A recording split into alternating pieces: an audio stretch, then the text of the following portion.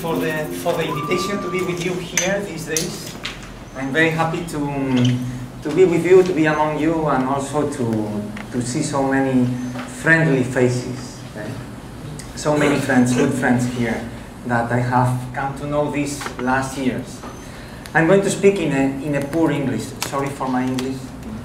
I suppose that for those of you that speak mainly Spanish as I do, it's going to be easier to understand me than in any other way. Eh?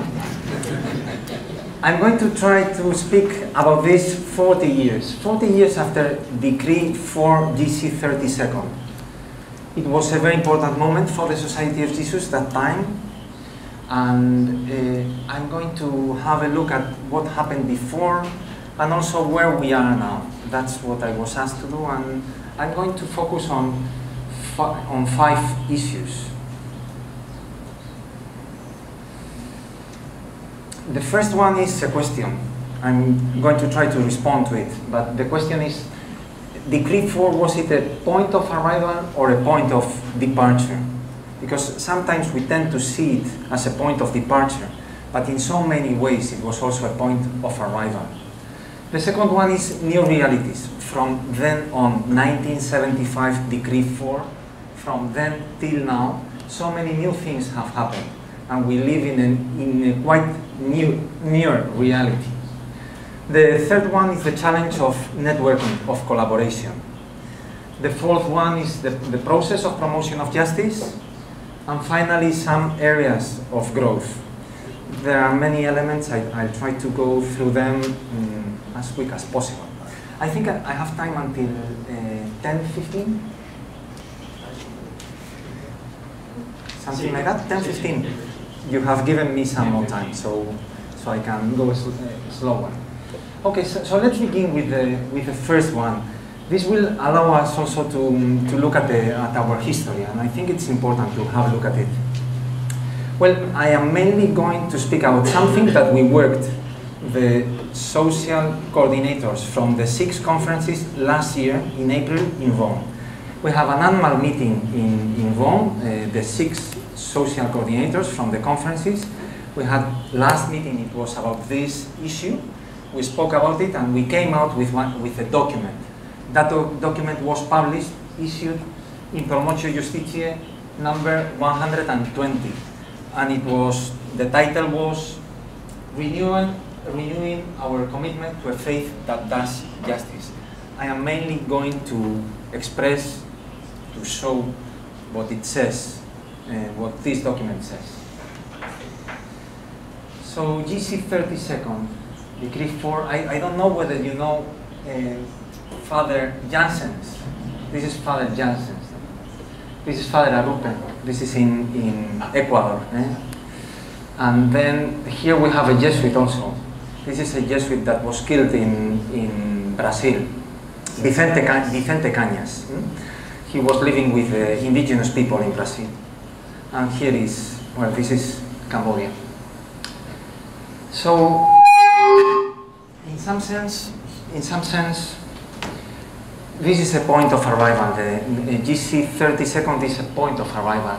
So as you know, St. Ignatius, from his conversion, he was living and serving the poor. That was part of his life. I don't think that we remember that one as much as we should. He wanted to live with the poor. He was continuously living with the poor. And in Loyola we had that beautiful building, the Sanctuary of Loyola, and also his family house. But when he went back in 1535, I think it was 1535, when he went back to his house, to his land, he stayed in one hospital, which is 3 kilometers away from his family house. He never went in to visit his brother inside the house, inside the family house. He stayed with the poor. He wanted to stay with the poor. That was always his life. And when he was Father General in Rome, we know that he mainly served the poor. That was one of his main concerns. Then it's normal that in the formula in 1550, in the second formula, not in 5040, but in 5050, the first companions add something to what a Jesuit should be doing. It's better.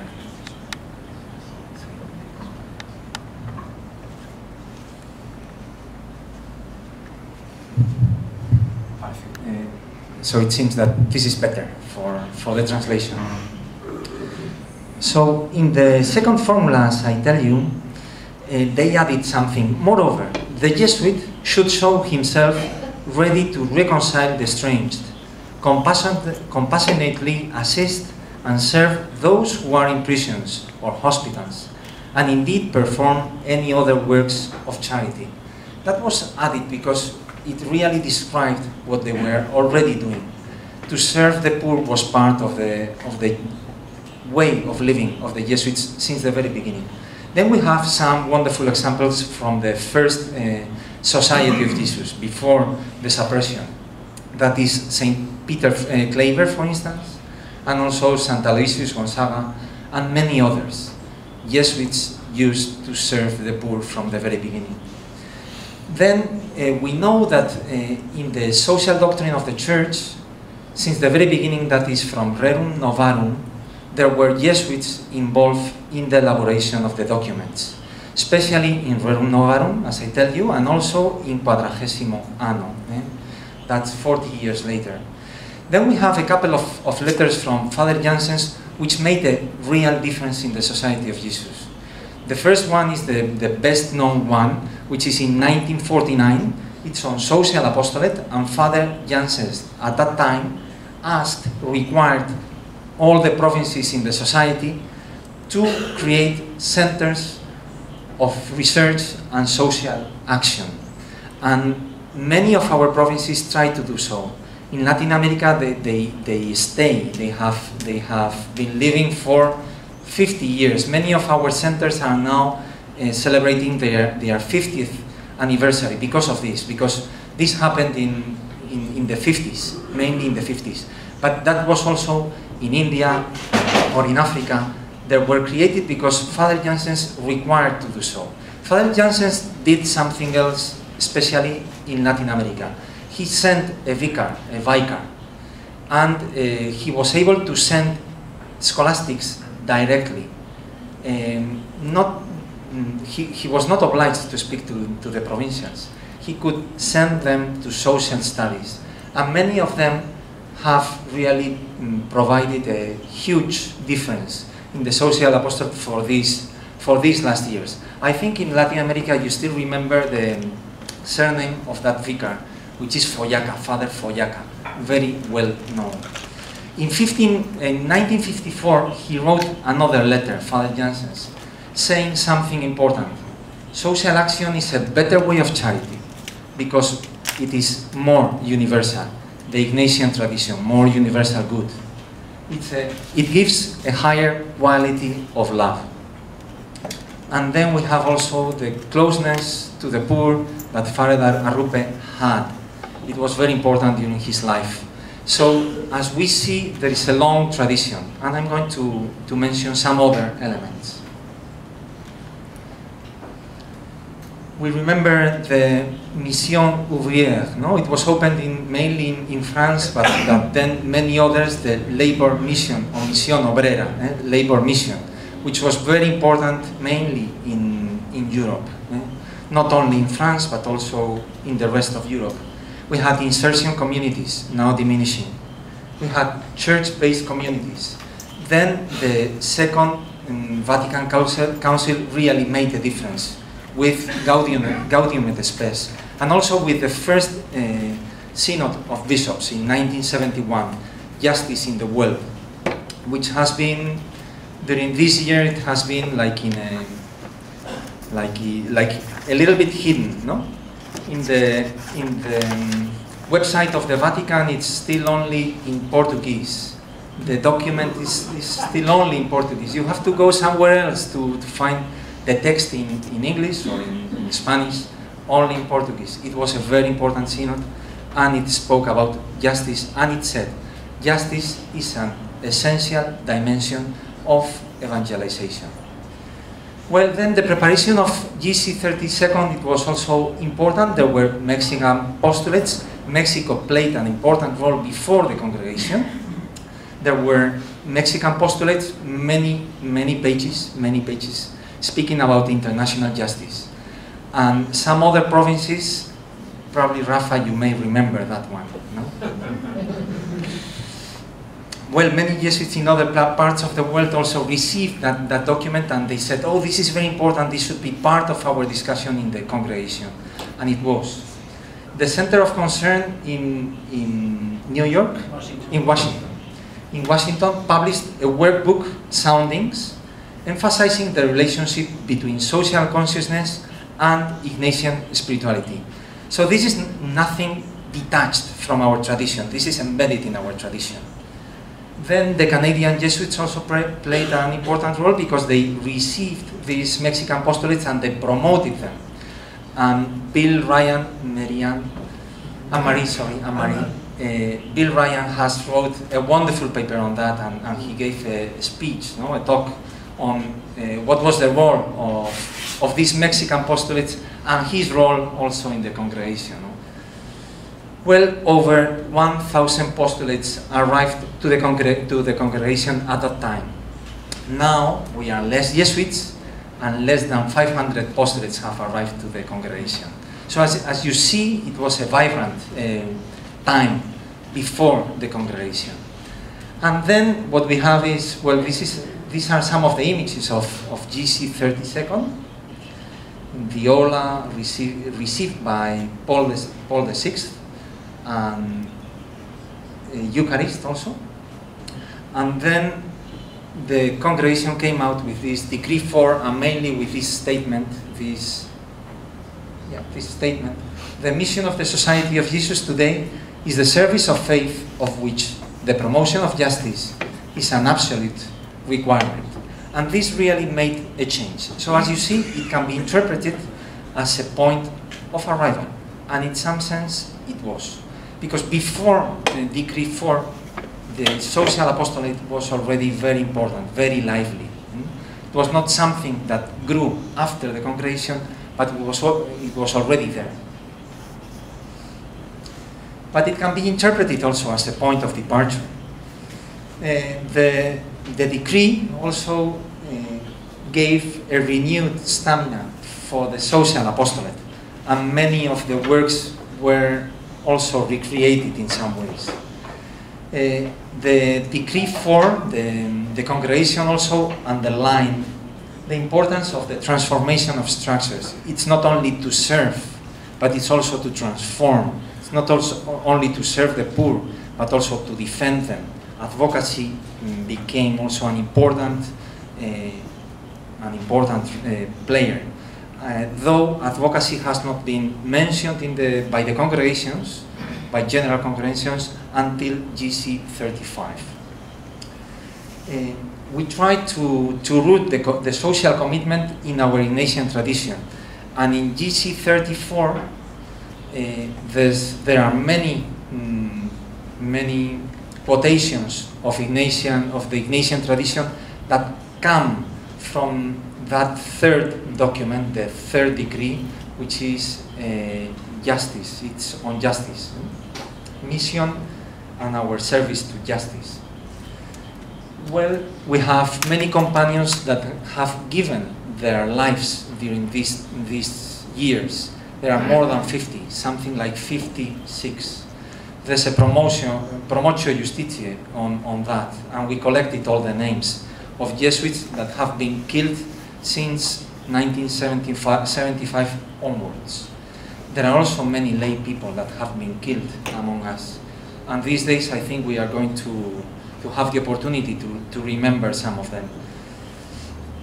Promotion of justice has also become a dimension of all our works. I usually take an image. I usually say that before, some decades ago, when Jesuits were called for a picture, for a photography, for those that were involved in justice, well, some of them would go there. Okay, today no. Everybody says, no, I have to be there. I'm also involved in justice. So most of us, we say this is part of our mission, and we are involved in justice issues, in the justice mission. And this process, as we all know, has not been free of conflicts. There have been many conflicts. And we could say that there has been a main conflict in between the social apostolate and the educational institutions. I think that conflict is today over. We can say that's over. And today here we are many people coming from both ministries, no? Both kinds of ministries. So new realities. There are also so many new realities from 1975 till today. And I'm going to mention some of them. I think I'm going to be too simple. This is too simple, but something has to be said. I would say that there have been at least four important and history-driving events. Some events during these years that have made a change in what we live, in the world that we live today in. First, the Chinese economy took off. That was in 1979. It was a decision taken by the Communist Party in China, and the role of Deng Xiaoping was very important. And from then on, China has become a very important international player. That was not there before. And it was a decision taken just after the death of Mao Zedong. The reaction to the economic crisis in the 70s, that was driven mainly by Ronald Reagan and also Margaret Thatcher. And it's called in many different ways that the Washington Consensus. The welfare state is too big, so it has to be diminished. We need to deregulate the economy. We need outsourcing of our activities, of our companies. Goods and finances should be free to go to one place to another. That has changed the world. We have the fall of the Berlin Wall in 1989. And then you have this book from Francis Fukuyama, The End of History. So we had two possibilities, two options. It's the end of history because there's only one. And we have become really not two worlds, but only one world. And finally, the attack on the Twin Towers in New York in 2001, and then the wars that began right after that because of the decision mainly of Bush, George Bush, not only by him. Tony Blair also played an important role. No? Okay, and some consequences. As I tell you, this is too simple, but something has to be said. Some consequences. Globalization. We live today in a globalized world as we never did before. Globalization driven by liberal economy. And that means that we are living a lot of economic growth. Until 2008 at least, the economic growth has been very important, but at the same time growing inequality, as Bill was recalling before. So growing inequality mainly inside our countries, because countries among them seem to somehow converge, somehow. Second one, migrations. So free flows of goods and finances, but not free flows of people. So they are blocked in many places. Today the main crisis is in between, let's say, Turkey and Greece. So in between the Middle East and Europe. But we also have the problem in Australia. We have the Rohingya people all over South Asia, Asia Pacific. We have the problem of the wall, of course, in between Mexico and the US, where some of you are working, and we have this shifted border into Guatemala, in between Guatemala and Mexico. So migrants are blocked everywhere. These borders are becoming borders of death, but at the same time we see that these flows of people are unstoppable. They are going to be unstoppable. Everything became easier in this globalized world for international crime. International crime is thriving, and they are enjoying. This is like a paradise for them. We live in a multipolar world. We didn't think that it would happen like that, so the prophecy given by Francis Fukuyama is not like that. It's not like that. We live in a multipolar world, and there are many proposals, ways of living in this globalized world. And we have China, who is a very important actor, but we have also Islam is playing a very important role. We have India, we have several actors, not only one. Ecological damage, we are much more aware of the ecological damage than we were before. You know that this, the limits of growth, no? This is the report to the Club of Rome that was elaborated in 1972, if I'm not mistaken. It already spoke about the ecological damage, but today we have agreed that this is a major problem for all of us. And finally, compressed modernization. The process of modernization was long in the European countries. Also in North America, it was, let's say, a 200 years process. But today modernization is reaching every corner in the world, all the indigenous communities in the world.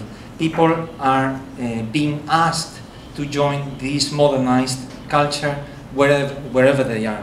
And this is bringing a lot of stress and cultural threats to traditional cultures wherever we go. So one of the main questions for indigenous communities, traditional communities in the world is, will we be able to resist? Will we be in the future what we are now? Or will our young people just join a major culture? No? Okay, so let's go to the changes in the society, because there were many changes in the society also. Okay? So growing awareness of being a universal body. Never before this is the first time that you gather together so many people from so many different provinces, and also three cultural worlds, let's say, French, English, Spanish, Latin America, North America. We have built up the conferences, and it's trying to respond to the need of offering joint responses in the apostolic area. So we try to organize ourselves in conferences because we want to offer an apostolic response together. We have a significant demographic change in the society. If you see a picture of GC 32nd, all white people, coming from all over the world, but mainly all white people. And now it's much more beautiful kinds of colors. Okay? So really a very significant demographical change. Diminishing number of Jesuits. At that time there were something like 30 to 36,000 Jesuits. Today we are 16,000. Increasing number of non-Western vocations. I don't know whether you know this information. 80% of the scholastics in the world come from the global south. 80% of the scholastics. That's going to be a major change, and we need to prepare for that. And there's a greater collaboration with the laity as there was never before, responding to many questions, to many concerns.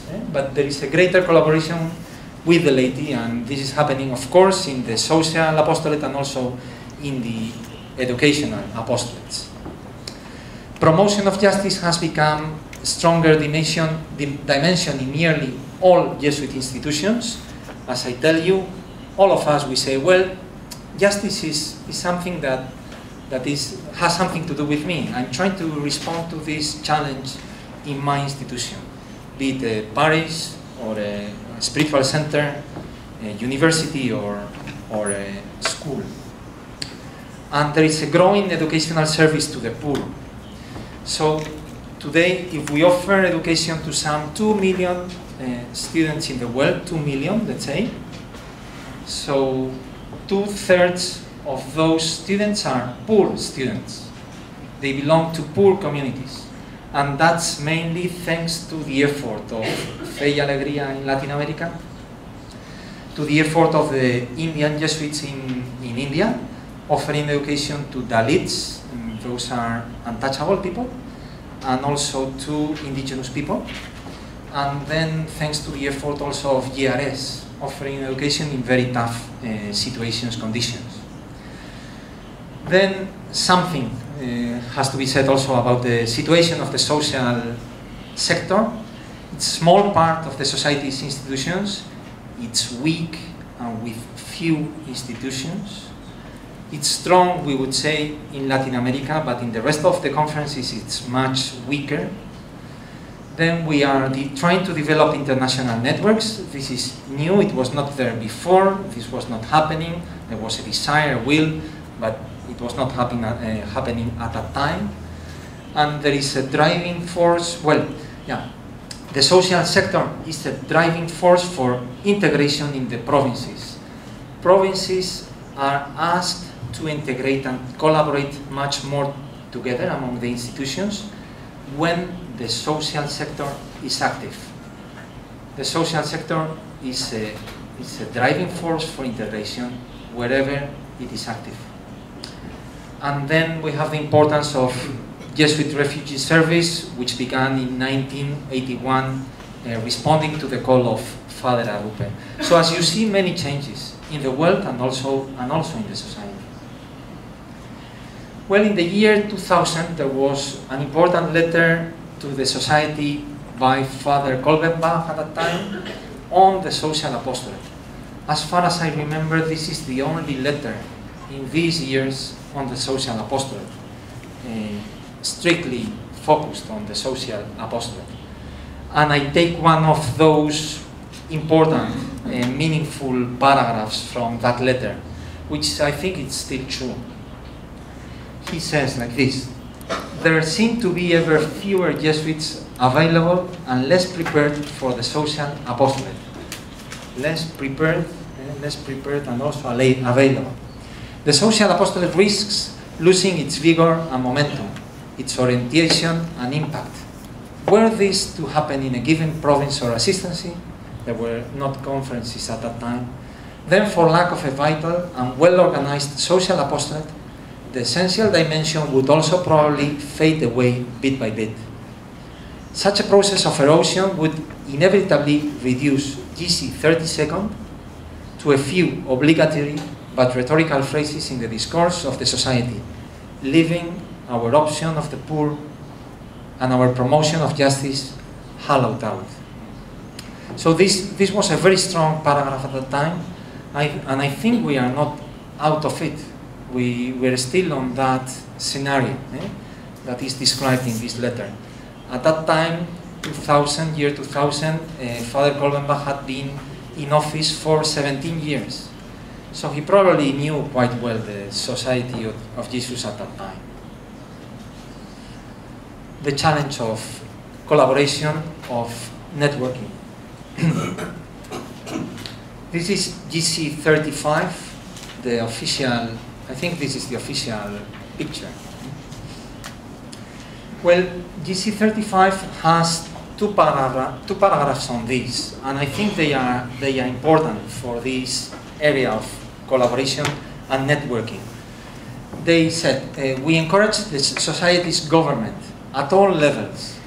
So you need to read provincial, national, conference, global levels, to explore means by which more effective networking might take place between Ignatian and Jesuit apostolic works. So among all of them, it's not Ignatian on one side and Jesuit institutions at the other. No, it's all together. We need to think, to explore ways. This is something that we need to create, so we need exploration. And second, this is on advocacy. The first time, as far as I know, that advocacy is used in a decree. The complexity of the problems we face and the richness of the opportunities offered demand that we engage in building bridges between rich and poor and establishing advocacy links of mutual support between those who hold political power, decision makers, and those who find it difficult to voice their interests, the poor. We are in contact with both of them, with both those two sides of the society. We need to create bridges in between them. There is a growing gap in between rich and poor. We can create bridges in between the two of them. So there was a strong call by GC35 to grow in these two areas. Linking provinces, mainly through the conferences, not only, but mainly through the conferences, linking provinces, so interprovincial collaboration, and linking apostolic sectors, collaborating in between the educational, social, spiritual sectors, linking together. I think this was one of the main calls of the congregation. This was at the very beginning of the agenda, right after GC35. Father Nicolas, who had a talk to the universities, to all the universities gathered in Mexico in 2010, he said like this: I urge Jesuit universities to strive to form functional international networks for working on important themes dealing with faith, justice, and ecology. Such networks would transcend countries and continents. So it's asking the universities to work together, transcending internationally, transcending borders. And he said all this potential that the universities have has not been until today, we have not benefited from it until today. In the social apostolate, in the social sector, internationally, we can say that we have 4 active, more or less active advocacy networks. There's one on ecology, there's another one on migrations, justice in mining, and right to education. These are the 4, there are not anymore, they are the 4 international networks that we have. They are weak, quite weak, but they are exploring new ways of networking together. The issues were chosen in 2008, right after the congregation. They were not chosen because they were the most important issues in the world at that time. No, that was not the criteria to choose these issues, these themes. The criteria was just to see in which areas we could connect and collaborate. Where did we have our strengths to collaborate with one another? And as you see, during these days we are going to speak about 3 of these issues. We are not going to speak about education, but we are going to speak about ecology, about justice in mining, extractive activities, and also about migrations. And I would add something which is, for me at least, quite important. If there were another meeting in another conference of the social apostolate, of people involved in the justice dimension, they would speak about this. So we are all more or less speaking about the same issues, though the phases of each one of these phenomena is very different depending on the region and on the country. So migration in the States is very different from migration in Bolivia, or in Congo, or in Turkey, or in India. So we are speaking about something similar, but not exactly the same, which brings a difficulty to collaboration. The process of promotion of justice. So something that we have learned during these last decades. Justice is a process. Justice is a process in which we have to do something in different fields, in different areas. And what I'm going to show you here is something very simple, so it can be easily criticized, but at the same time it shows well what's our common understanding of the promotion of justice today in the society, our way of promoting justice. This is not the way that Amnesty International promotes justice. It's a different way. I think it's a different way. We have our way. Okay, let's put the five. It's as I tell you, it's quite simple, and at the same time, I'm sure that you are already working in this way. So we accompany people, we come across people, we know people, we relate to them, we have friends. Then after that, we see that we have some resources that we can share with them. So we serve them, we try to serve. After that, we do not only serve, but we always think. And this is part of our tradition from the very beginning, no? Since the masters in arts coming from the Sorbonne became Jesuits. So we think, we reflect, we research. Not only that, we speak out about what's happening.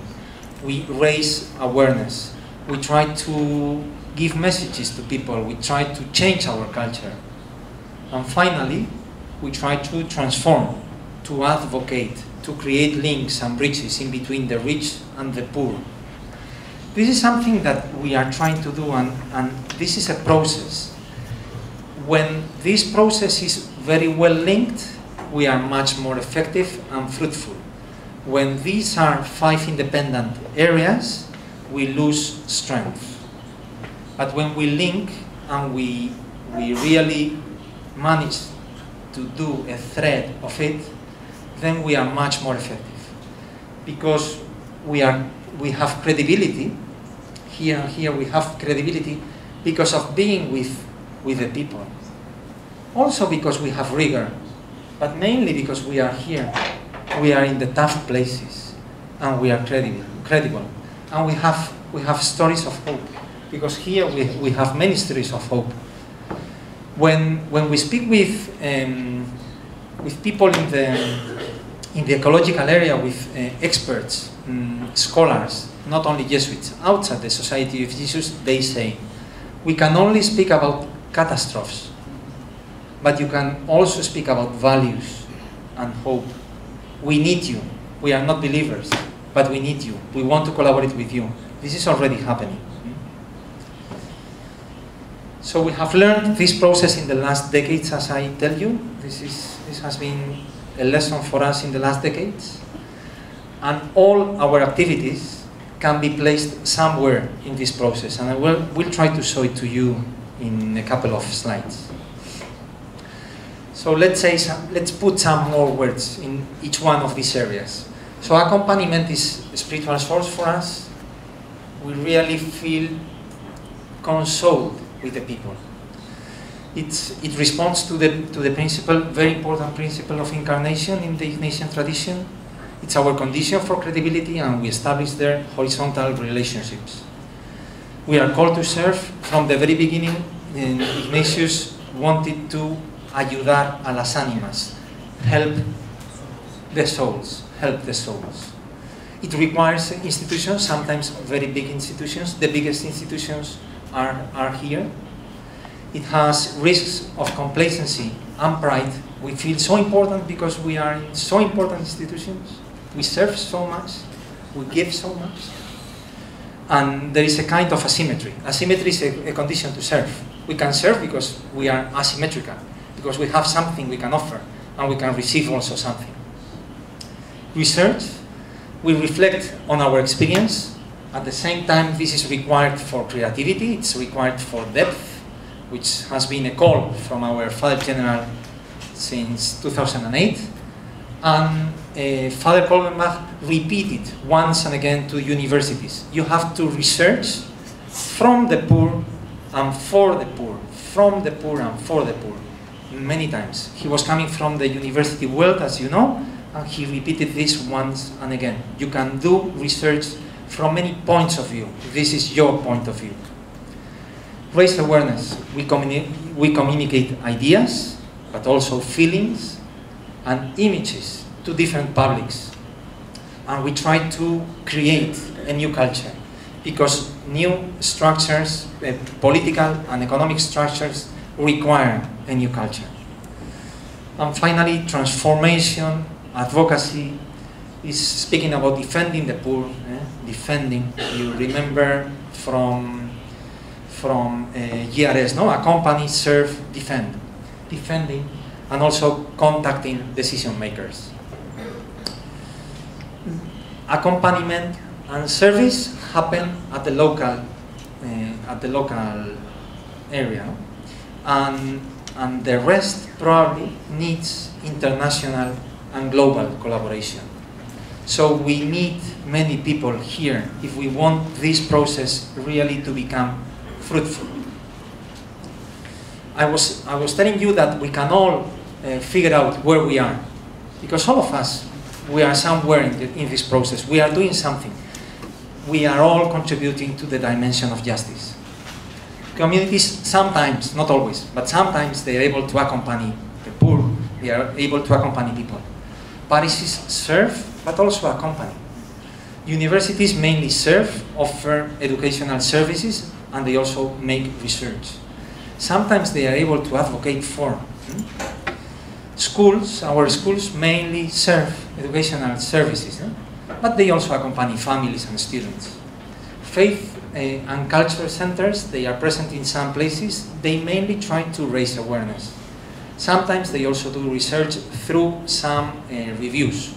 And you have in Canada, you have some of them. No? You have also publications, many of them, as I tell you, social reviews, trying to raise awareness. They also make research. We have, you don't say temples in English, I think you say something like churches, parish churches, retreat centers. They serve, they offer services. We have social works.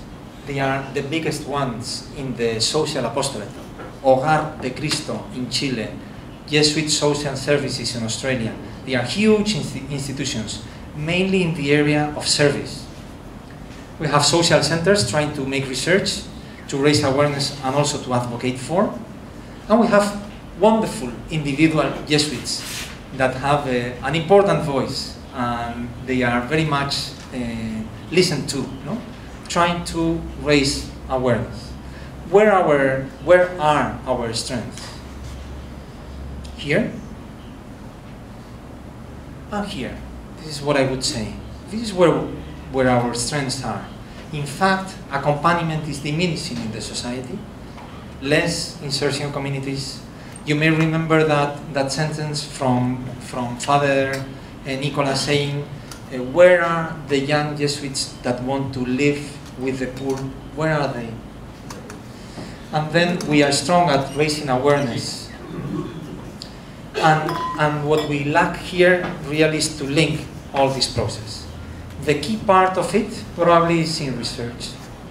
How to link university institutions, research centers, with social works in order to come out with important, meaningful descriptions of the reality, have proposals, and advocate for the poor. Probably the key element here would be this research. And we need some good practices and we need some methods. What does this require? Well, let's say 4 things that it requires. We need to establish some shared priorities. We have priorities, but we have many priorities. And we need some few shared priorities. It's difficult for us. For Jesuits, it's always difficult to say no to something. And if we say no, we have a conflict. We have a conflict. But it's important to have some shared priorities. We can make a difference in some areas, but not in all areas. We can make a difference in some areas. There are some things that we cannot do and others that we can do and others cannot do. And it's related to this, to our international connections, to our collaboration in between apostolic sectors, different ministries. Establishing some shared priorities. Ample strategic collaboration among institutions and provinces. We are very bad at this. I suppose you can say this in your provinces, but I can say this in my province, and many other Jesuits can say this in other places. We are bad at collaborating among us. We have many resistances. We behave in many ways isolated. This requires the involvement of the superiors of the society. Requires the involvement of the superiors of the society. They are the ones appointing, asking institutions, people to do this. They are the ones that can make also a difference here. It's not only people from the grassroots, from the bottom, trying to do things together. They require the support of the structures of the society. Networking has to happen at all levels, and not all levels need to be also involved. And it requires strong leadership. We need leadership here. Otherwise, it's very difficult for us to come out with joint proposals. Strong leadership. I'm finishing. Areas of growth. I mentioned just five. So it remains a challenge, strengthening the social sector. The challenge that was underlined by Father Kolbenbach remains a challenge for us, no? To strengthen the social sector. Accompaniment and service to the poor is very important.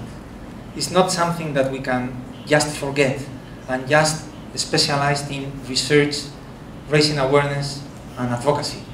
We require the presence of accompaniment and service. This is very important. It's part of our tradition. And in different ways we are losing it. Reinforcement of social dimension. So continue this. This is a growing trend. I think this is a growing trend in the society. So let's keep on this, doing this, reinforcing the social dimension. Working together, lay people and Jesuits. Very important. We wouldn't be able to do what we are doing if there were not lay people among us. Sometimes they are much more committed than us. They always say, when there's a layman, a laywoman in front of an institution, collaboration always becomes easier. Have you heard about that? Because they say like this, no, if you have a Jesuit, it's impossible. You have a layman or a woman, collaboration begins because they see the sense of doing this. So working together, lay people and Jesuits is very important. We share the same mission. The mission is not ours, it belongs to God. We are called to serve it, but many other people are also called to serve the same mission, thanks God. So this is an area also of growth. Apostolic planning in provinces and conferences, establishing priorities. Planning can also make a difference because planning establishes priorities. We need shared priorities, as I told you. And this can be done through planning inside provinces, inside conferences, and who knows, mainly also globally. And finally, something that in our meeting in Rome a year ago, we underlined, we need corporative apostolic leadership. We need decisions, leadership, we need decisions. Some decisions need to be taken if we want to grow in these areas. They have to be for apostolic reasons, in this apostolic area, for apostolic reasons. And we need to go together. This is something that has to be a corporative. We don't need Superman.